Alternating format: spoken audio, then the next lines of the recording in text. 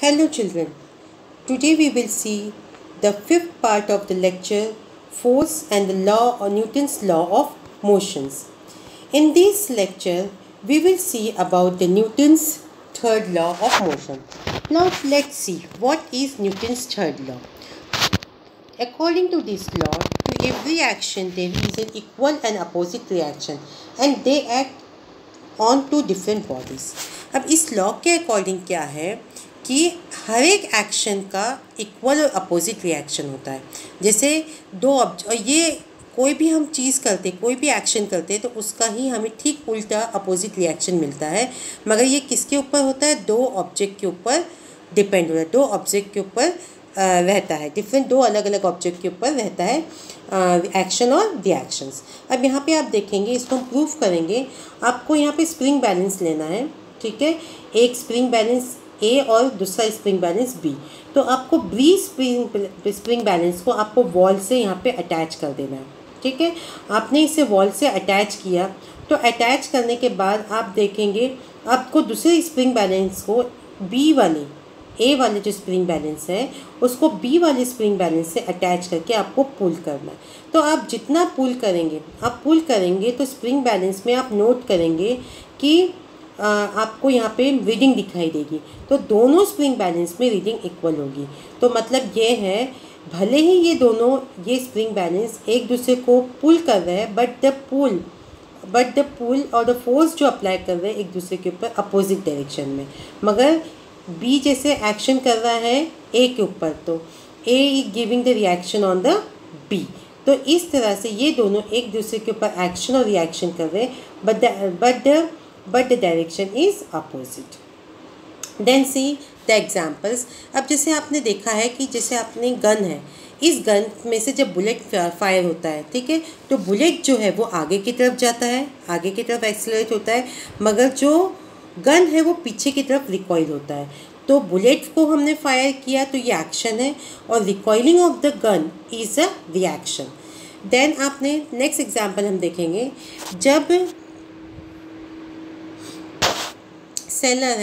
Seller जब boat में से जंप करता है, यहाँ देख रहे हैं आप पिक्चर में, इसने बोट से निकल के जंप किया और ये जंप फॉरवर्ड किया. तो इसने जब जंप कर रहा है बोट से तो इसने पैर से इसको एक्शन किया, पैर से इस लेग से इसने एक्शन किया बोट के ऊपर.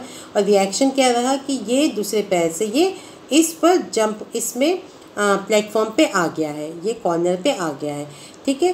पर कई बार क्या होता है, इसीलिए आपने देखा होगा, ऑब्जर्व किया होगा कि जितने सेलर्स हैं या बोटमैन्स हैं वो क्या करते हैं, बोट से उतरने के पहले इस बोट को कॉर्नर में बांध देते हैं ताकि ऐसा ना हो कि जब हम एक्शन और रिएक्शन, जब हम बोट से उतर रहे हैं तो हम गिर ना जाए, बोट पीछे की तरफ ढकेला जाएगी और हम नीचे ना गिर जाए.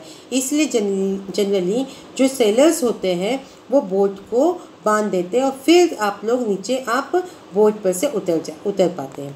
तो this is the next example of action and reaction और the Newton's third law of motion.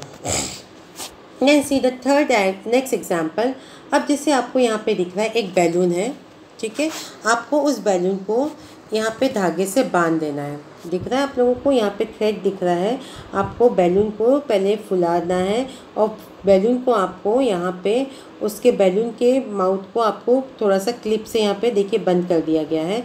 और यहाँ पे इस धागे में एक स्ट्रॉ लगा दिया गया है, ठीक है. और स्ट्रॉ लगा के इसको आपने इस बैलून का थोड़ी देर के बाद आप इसको बैलून में से हवा निकालेंगे तो बैलून जो होगा वो आगे की तरफ मूव होगा and the straw will move backward.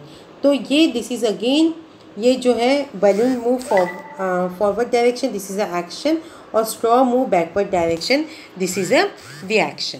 Then see this is the next example. Then see the fourth example of Newton's third law of motion. अब देखिए आपने देखा है कि रॉकेट जो है, जब फोर्स ऑन द रॉकेट पे जैसे ही फोर्स अप्लाई होता है तो रॉकेट ऊपर जाता है. मगर जो गैस है वो नीचे की तरफ आती है. तो जब गैस नीचे की तरफ छूटती है तो रॉकेट को फोर्स अप्लाई होता है and the rocket move upward. तो again this is the next example of Newton's third law of motion और the action and the reactions of the Newton's third law of motions. Then we will see the next topic, conservation of the mass. Now see the law of conservation of mass. What is the law? States that the sum of the momenta of two objects before collision is equal to the sum of the momenta after collision, provided there is no unbalanced forces acting on them. अब law of conservation of momentum क्या कहता है कि जब कोई दो object है, collision के पहले उनके मोमेंटम की सम हमेशा इक्वल होगी कोलिजन के, उन दोनों ऑब्जेक्ट के कोलिजन के बाद उनका मोमेंटम की सम इक्वल होगी।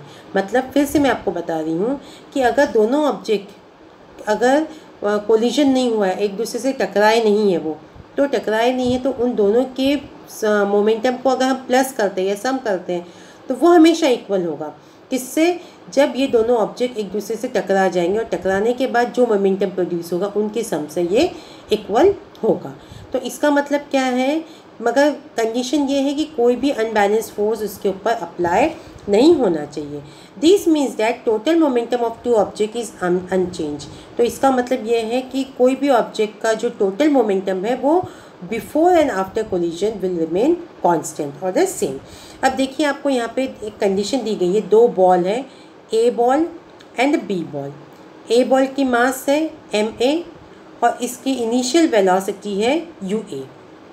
बी बॉल की मास है mb और इसकी इनिशियल वेलोसिटी है ub।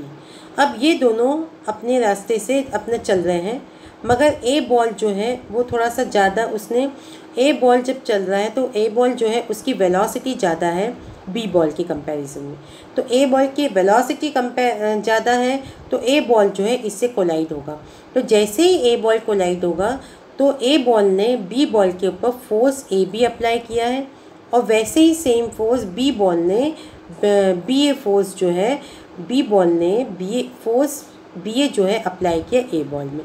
मतलब दोनों ए बॉल और बी बॉल एक दूसरे के ऊपर फोर्स अप्लाई किए। तो जब फोर्स अप्लाई करेंगे तो उनके मास में तो कोई चेंजेस नहीं आएंगे, mass will be the same, मगर इनकी जो वेलोसिटी जो है फाइनल वेलोसिटी हो जाएगा V A for a ball और वी बी हो जाएगा बी बॉल के लिए। तो अब देखिए हम देखेंगे लास्ट लाइन में आ पाएंगे, the momentum of A ball A before and after collision. अब क्या है इनका मोमेंटम क्या होगा? बॉल ए का कोलिजन के पहले क्या मोमेंटम होगा? एम ए यू ए और आफ्टर कोलिजन होगा एम ए वी ए।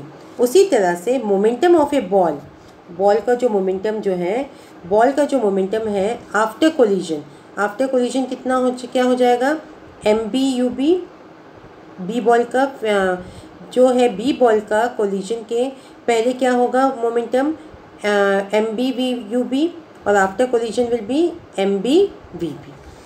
तो आपको फिर हम देखेंगे अब change in the momentum of ball A during collision. अब कोलिजन के समय ए बॉल में क्या मोमेंटम में चेंज हुआ है? तो M A V A minus M A U A, मतलब फाइनल, यहाँ पे जो फाइनल वेलोसिटी है ये इनिशियल वेलोसिटी है। अब यहाँ पे आप देखेंगे rate of change of momentum of A ball A, तो क्या होगा? हमने V A minus U A कर दिया upon T, rate of change of निकाल लिया, तो rate of change of momentum हमने निकाल लिया। देन उसी तरह से हम change in momentum of ball B during collision के समय हम बी बॉल का देखेंगे तो क्या चेंज इन मोमेंटम है? M B V B minus M B U B, मतलब final momentum minus initial momentum of ball B. अब rate of change of momentum मतलब आपको क्या करना है? आपको एम बी कॉमन है ये निकाल देना है and V B minus U B upon T, T is time. अब according to third law, Newton third law क्या है, क्या करता है कि ए बॉल और बी बॉल ने दोनों एक दूसरे को इक्वल एंड अपोजिट डायरेक्शन में फोर्स अप्लाई किया है। तो ए बॉल ने कितना फोर्स अप्लाई किया है? एफ ए बी, और बी बॉल ने माइनस एफ बी ए। अब माइनस इसलिए लगाया है क्योंकि ये अपोजिट डायरेक्शन में, इसीलिए हमने माइनस एफ बी ए लगाया है। या फिर इस फोर्स ए बी की जगह, इसको फोर्स ए बी की जगह हम ये वैल्यू सब्स्टिट्यूट करेंगे और फोर्स बी ए की जगह हम ये वैल्यू सब्स्टिट्यूट करेंगे। देखिए हमने ये दोनों वैल्यूज़ को यहाँ पे और ये वैल्यू को यहाँ पे हमने सब्सटीट्यूट किया।